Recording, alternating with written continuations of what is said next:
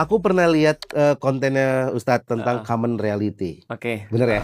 common Bener. reality ya. Nah, Heeh. dengan pernyataan Heeh. Pak Prabowo bahwa dolar tidak dinikmati orang desa, Iya, heeh.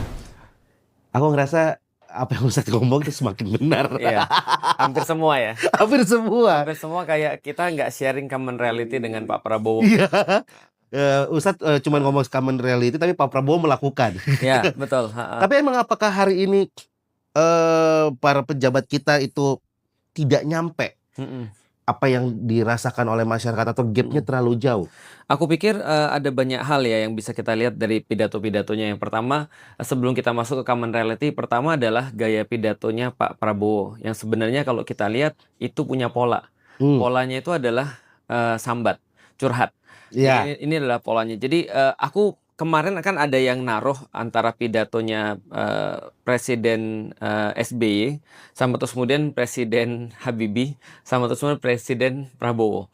Nah, aku tuh sebenarnya berpikir begini, kayaknya ada banyak deh yang kalau andaikan dia tidak ngomong pun, Pak Prabowo tidak ngomong pun, itu tidak mempengaruhi isi pidatonya sebenarnya. Misalnya kayak ya, curhat kayak, aku tuh direndahkan, aku tuh pernah dihina-hina, aku tuh sering kali, aku pikir ini kan nggak perlu ya, karena kalau andaikan kita sebagai pemimpin, kita menunjukkan kelemahan, itu ya, apalagi terus kemudian orang-orang yang di bawahnya. Nah, ya. ini yang sebenarnya menurutku harusnya dipelajari ataupun dikasih tahu oleh Hmm, tim konsultan beliau ya, kepada beliaunya. ya, Jangan banyak sambat gitu ya, maksudnya, ya, ya, ya, ya. jangan banyak curhat. Karena Curhat. kalau aku sebagai pemimpin misalnya, aku pemimpin di sini aja kalau aku Ya. curhat. Lah terus yang denger terus mau ngapain gitu maksudnya. Aku ngerti sih, mungkin beliau paham semacam kayak apa ya? Tren terbaru anak-anak. Katanya kalau misalnya mau menaikkan view rate itu harus ada vulnerability. Ya ampun. Tapi Iya tidak kan? untuk ukuran Tapi presiden. tidak untuk presiden. Iya, itu dia kan, Itu kan itu dia. untuk influencer, Iya, orang yang iya, baru mau cari iya, viewers, iya, itu harus ada vulnerability supaya orang tuh kasihan iya, sama dia. benar, benar. Tapi sebenarnya kan beda antara terus kemudian orang nyari kasihan dan orang akhirnya nggak peduli. Hmm, Karena orang-orang ketika ngelihat iya, pidato itu orang bilang, kok gitu lagi kok, hmm. dan rata-rata yang diomongin sama gitu maksudnya. Polanya sama, iya benar. Polanya sama. Nah, itu yang pertama. Nah, yang kedua adalah ada kecenderungan beliau ini mulai merasa pede banget bahwasanya dia tuh kayak nggak ada tanding, nggak ada banding, dan nggak ada yang ngasih tahu bahwasanya Pak ini Bapak banyak dikritik loh gitu maksudnya. Nah, sehingga dia merasa bahwasanya setiap ucapan dia tuh akan bisa diterima. Aku nggak yakin sih bahwa Prabowo sampai seblunder itu ketika bilang bahwasanya dolar itu tidak dipegang sama orang-orang Iya, desa iya, sehingga iya, nggak iya. ngaruh. Padahal kan kita lihat bahwasanya Prabowo berkali-kali juga pidato bahwasanya dolar tuh penting banget. Betul. Bahkan sampai kayak mengutip, aku lupa dia ngutip siapa yang mengatakan bahwasanya kalau mau menghancurkan satu negeri, hancurin dulu mata Mata uangnya. uangnya. Nah, ini kan berarti kan pemahaman yang sangat basic ya, Iya, sangat basic dan sangat diperhatikan, bahkan sempat di-tweet juga sama beliau. iya. Nah, artinya kenapa beliau ngomong itu cuma satu kemungkinan sih, merendahkan dan meremehkan. Nah, ini menurutku juga satu hal yang akhirnya kenapa dia meremehkan dan merendahkan, karena dia menganggap bahwasanya invisible, Ini merendahkan rakyatnya atau merendahkan kondisi. kondisinya. Merendahkan kondisi. Jadi contoh kayak aku misalnya, kayak aku misalnya kayak aku sebagai seorang yang ngajarin agama atau ngajarin Islam, aku tahu sholat itu penting. Iya. Tapi begitu terus kemudian ada orang yang bilang sama aku, itu tuh ada orang-orang yang sholatnya main-main. Biarin aja namanya sholat juga sih. Jadi kayak aku Oke. merasa bahwa aku meremehkan, Hmm, merendahkan hmm, hmm, satu aktivitas yang penting banget hmm, di dalam Islam, karena aku udah merasa bahwa aku pasti diterima apapun yang aku omongkan. hmm. Balik lagi nih berarti common Iya. reality. Kamu dari Nah, itu. ini yang sebenarnya menjadi problem aku lihat karena nggak ada yang berani ngomong ke Pak Presiden bahwa Pak Presiden, kamu tuh ngomonganmu banyak dikutip orang loh, gitu kan ya. Oke. Aku sampai lihat ada satu postingan sampai 44.000 komen, Hmm. sampai 16.000 komen, gitu kan Ya, ya. tapi masa Papa Prabowo nggak Ternyata kan tidak kan berarti kan ya.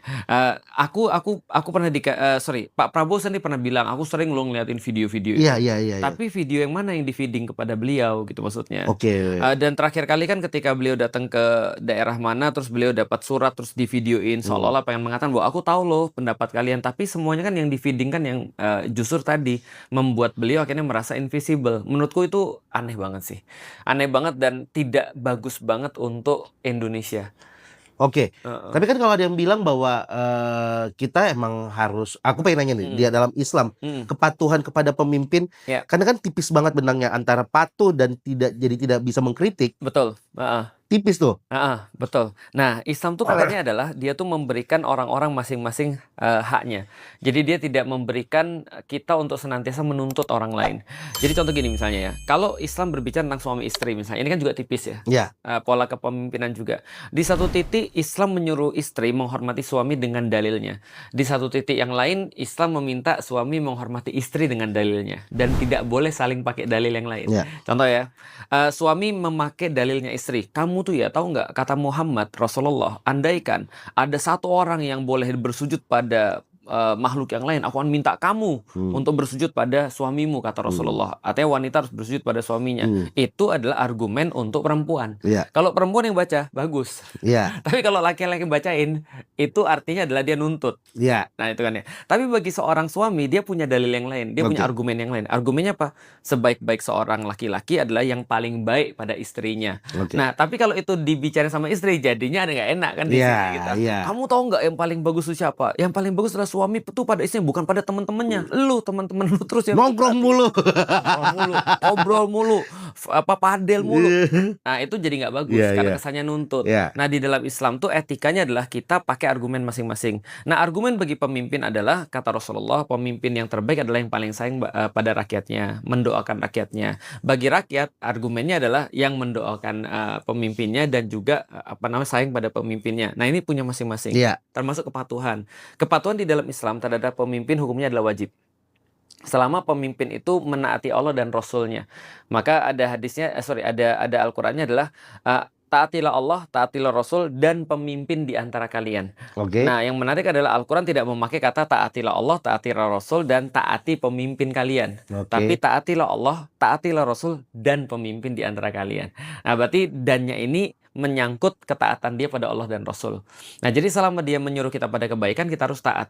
Bahkan aku sampai sekarang bisa dilihat ketika aku lagi kajian ataupun lagi apain, kita doain pemimpin kita. Ya Allah, semoga pemimpin kita dapat pemimpin yang baik. Semoga pemimpin kita dibantu, dilancarkan, jujur, dan seterusnya. Kita harus mendoakan pemimpin di dalam Islam. Cuman batasnya di mana? Begitu Nah, ya. dia sudah ngajak maksiat, nggak boleh. Oke. Berarti ketika misalnya pada hari ini kita banyak mengkritik pemerintah, Ya. itu hal yang Hukumnya seperti apa? hukumnya seperti apa? Di dalam Islam, mengkritik ataupun menasihati itu hukumnya adalah bagi semua orang, nggak cuma bagi pemimpin. Oke. Jadi ditanya kepada Rasulullah, kepada siapa nasihat itu diberikan? Ya, nasihat itu diberikan kepada seluruhnya, kepada Allah, kepada Rasulnya, dan kepada dari Allah dan Rasulnya pada seluruh orang-orang Muslim, gitu kan ya. Artinya siapapun itu layak mendapatkan nasihat, dan nasihat itu adalah tanda orang peduli. Coba ya, kalau Mas Gian Ya. lagi marah sama istri, Ya. yang paling parah ngapain? Bentak. Kalau mukul kan nggak mungkin. Bentak dia pasti balas kan. Ya. Tapi apa yang Mas Gian lakukan sehingga istri merasa, oh ini serius nih? Apa kira-kira? Diem sih. Diem. Diem itu adalah hukuman terberat bagi orang Muslim dari Allah. Diem adalah Hukuman terberat Wah, kenapa tuh? bagi orang Muslim dari Allah, karena Allah udah nggak peduli. Jadi Allah bilang kalau Allah sudah nggak peduli, Allah bahkan nggak perhatiin dia. Mau ngapain? Terserah. Karena Allah nggak peduli. Nah, jadi kalau istriku juga sama nih. Kalau aku mulai diem, istriku ngomong apa coba, Mas? Bi, ngomong dong. Udah mendingan marah aja. Ya. Kenapa? Karena dia merasa bahwa ketika aku diem, aku nggak menganggap eksistensi dia tuh ada. Dan itu kan hukuman terberat kan. Hukuman ya. Nah, artinya silent treatment kalau kata silent anak-anak treatment. muda. Tapi sebenarnya lebih parah lagi karena silent treatment tuh lebih daripada itu. Dia menganggap bahwa kamu udah nggak ada. Udah terserah kamu mau ngapain aja, aku udah nggak peduli. Nah, kita kan tidak boleh sampai pada titik itu ya, di mana Oke. kita nggak peduli pada pemimpin, atau pemimpin juga sama-sama nggak peduli sama kita. Nah, sehingga menurutku adalah ketika kita menasehati, ketika kita masih teriak, itu tandanya kita masih memperhatikan. Jadi kalau anak-anak itu masih ngomong, itu masih bagus. Ya. Kalau anak-anak itu sudah nggak ngomong, berarti dia ngomong sama orang lain. Ceritanya sama orang lain, cari Betul. perhatiannya sama orang lain. Benar. Bukannya kita adalah anak-anaknya pemimpin. Iya. Kan pemimpin kan seperti seorang ayah atau seperti seorang saudara tua Iya. bagi anak atau saudara yang lebih mudanya. Nah, jadi pola relasinya seperti itu sehingga nasihat tuh bisa apapun. Bahkan kalau kita berbicara pemimpin, bahkan pemimpin tuh lebih layak mendapatkan nasihat daripada yang lain. Karena dia yang di depan. Contoh kayak gini misalnya. Mas lagi nyetir, Ya. nyetir mobil, istri di sebelah. Yang nyetir kan Mas ya. Ya. Kan pemimpinnya nih Ya. yang megang setir nih. Ya. Nah, kan pasti ada komen tuh. Jangan cepet-cepet dong. Ya. kayaknya kamu terlalu banyak ngerem deh, Iya. gitu kan ya. Ya, lihat spion dong, Lihat ya. spion dong, gitu kan ya. Iya. Jangan main HP. Nah, itu dia. Iya kan? Itu dia. Jangan nelpon orang terus. Iya, itu Lah karena dia. kita pemimpinnya. Lah kalau kita duduknya di belakang nggak akan diomongin. Kalau misalnya anak kita misalnya duduk di belakang atau orang lain duduk di belakang, ya ngapain kita ngomongin dia, biarin aja orang dia bukan megang setir. Kalau Iya, kita iya, ngomong iya, tuh karena iya, lu iya. megang setir. Karena lu megang kendalinya. Keselamatan mobil ini. Semua tergantung lu. Makanya kita banyak nasehatin pemimpin kan gara-gara itu. Lah kalau kamu nggak mau nasehatin, duduk belakang. Iya, iya, iya, iya. Nah, ini kan respon hari ini terkesannya adalah ketika dikritik tadi, Iya, nyetir tuh yang benar, main handphone mulu. iya. Responnya adalah, ya udah lu aja yang nyetir. Nah, betul. Atau lu mau gantiin gue nyetir? Nah, terus kita bilang mau. Terus gimana? Terus dia bilang nggak bisa, lu nggak bisa. Nggak, jadi gini, itu masih mending sih. Orang lagi nyetir ya, dia bilang, jangan main handphone mulu. Dia bilang, main handphone tuh adalah sesuatu yang harus aku lakukan supaya aku nggak ngantuk, gitu kan ya. Ya kalau lu ngantuk, lu harusnya tidur. Iya, Ya iya. tidur itu kan kalau bisa, Iya, kalau nggak iya, bisa, iya, iya, iya. malah dilawan balik kan. Iya, iya, iya. Salah satu ciri-ciri NPD menurutku yang harus diwaspadai ini bagi kita semuanya ya. Ketika kita dinasihatin bukannya kita malah dengar duluan, tapi malah bantah duluan. Oke. Bapak kalau Bapak seandainya misalnya gitu kan ya. Kalau Bapak itu setiap kritikan Bapak anggap sebagai ancaman, ini adalah pendekar otoriter. Enggak gitu. Enggak gitu. Ini kan yang sering kita lihat kan modelnya kan. MBG bermanfaat atau tidak? Tidak. NBG sangat bermanfaat. Ini kan denying kan.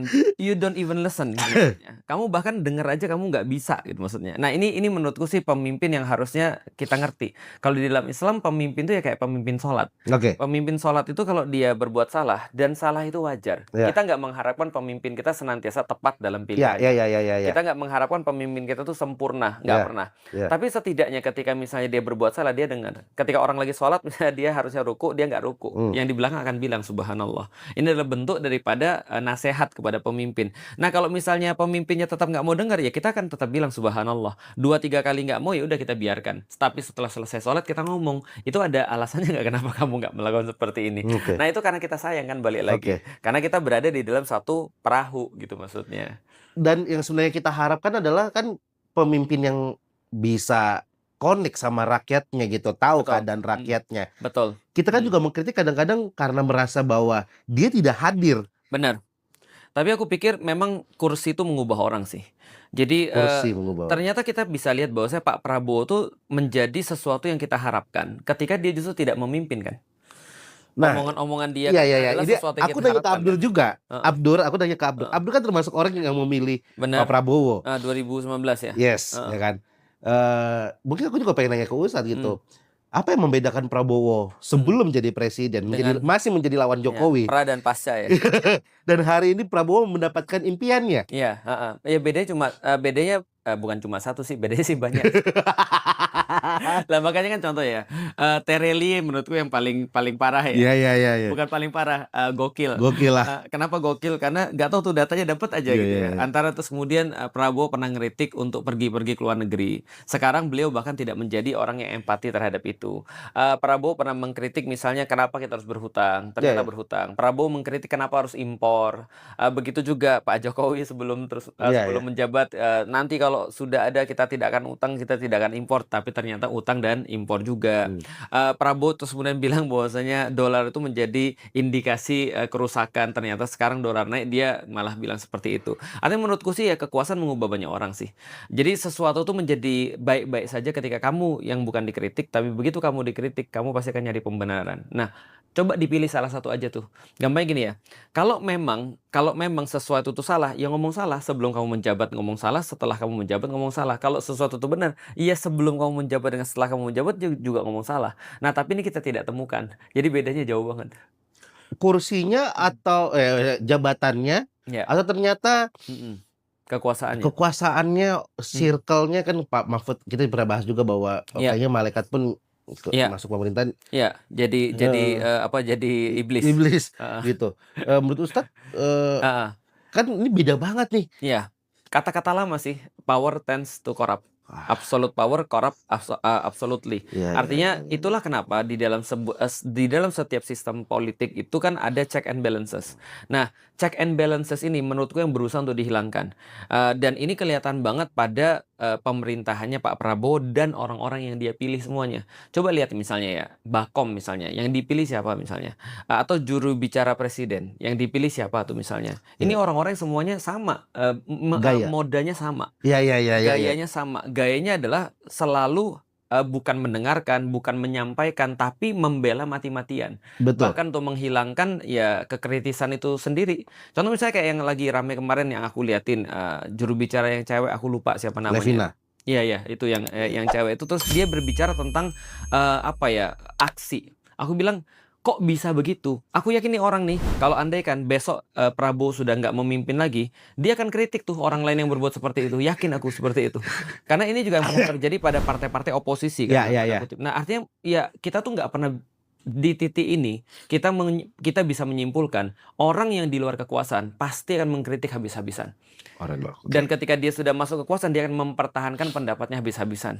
Makanya kan betul ketika mereka bangun satu narasi bahwasanya oh kalian paling gara-gara nggak berkuasa, nanti berkuasa juga kalian gitu. Itu betul tuh Bahlil tuh. Ya. Nah artinya kita juga dituduh akhirnya seperti itu kan. Iya, iya. Nah makanya aku bilang memang betul jangan percaya terlalu banyak pada orang-orang yang mau kekuasaan. Nah kalau misalnya itu dilemparkan pada orang-orang, wah paling anak abah nggak berkuasa dan segala macam. Alhamdulillah ya sampai sekarang, aku kan sudah bilang pada semua orang, aku bilang pada banyak orang, aku sampai sekarang itu nggak pernah milih satupun pemimpin. Bukan karena apa? Karena aku nggak dapat nggak dapat surat pemilih. Iya, iya, iya, iya. Artinya aku nggak ada urusan sih mau siapapun yang berkuasa dan aku sampai sekarang konsisten dari pemilu ketika awal aku masuk IPB tahun 2001 aku punya hak pilih tapi nggak dikasih surat pilih. 2001 aku masuk 2004 berarti pemilihan pertama ya. Yang aku lihat sampai sekarang aku selalu konsisten bilang bahwasanya sistem kepemimpinan itu jauh lebih penting daripada siapa yang memimpin. Karena terbukti sampai sekarang, betul. siapapun yang memimpin, ujung-ujungnya ya begitu aja selama sistemnya nggak berubah. Karena sistemnya nggak berubah. Sistemnya nggak berubah. Tapi kalau oke, aku setuju sistem harus diubah. Kultur. Kultur sama, betul. Karena kan aku melihat bahwa ini ketika Pak Prabowo ada di atas ya, satu sisi aku melihat gaya pidatonya itu kayak orang kaya yang gimana ya? Yeping. Iya, orang kaya yeping. Dan itu menurutku kultur juga tuh. Iya. Ustaz, terima kasih banyak. Terima kasih banyak. Aduh, senang banget bisa ngobrol lagi sama Ustaz. Aduh, karena ya pokoknya aku tuh suka bilang sama timku, pokoknya kita ngumpulin dulu keanehan-keanehan baru kita ngobrol lagi sama Ustaz Felix. Terlalu banyak keanehan. Ya Ustaz, sehat-sehat ya Ustaz ya. Thank you Mas. Thank you banget, Aman terus, Mas. Aman terus, siap. Terima kasih banyak. Sampai ketemu lagi.